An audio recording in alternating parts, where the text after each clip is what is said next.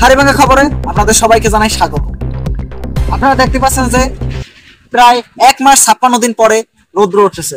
এতে প্রতিবেশীরা জানিয়েছে যে তারা খুবই আনন্দিত যে তারা সূর্যের আলো দেখা পেয়েছে। এতে তারা খুবই উৎসাহিত। এরা রৌদ্রে গায়ে মাখার জন্য এরা ক্যামেরা ঘুরছে। এদিকে আবার আরো একটি খবর জরুরি ভিত্তিতে যে জলের উচ্চতা প্রায় 2 থেকে 3 ফুট উপরে উঠে গেছে, আরো ওঠার সম্ভাবনা আছে, 5 থেকে 60 ফুটও উঠতে পারে।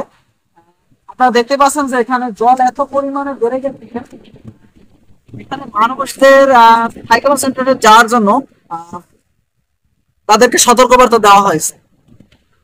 এই মুহূর্তে ত্রাণ সমিতি থেকে তাদের জন্য কিছু শুকনো খাবার পাঠানো হবে বলে ধারণা করা হয়েছে।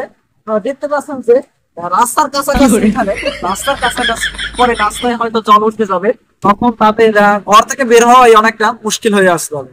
সেই জন্য তাদেরকে শুকনো খাবার নিয়ে তাদের সাইক্লোন সেন্টারে, নিজ এলাকার সাইক্লোন সেন্টারে চলে যেতে বলা হয়েছে বলে জানা গেছে।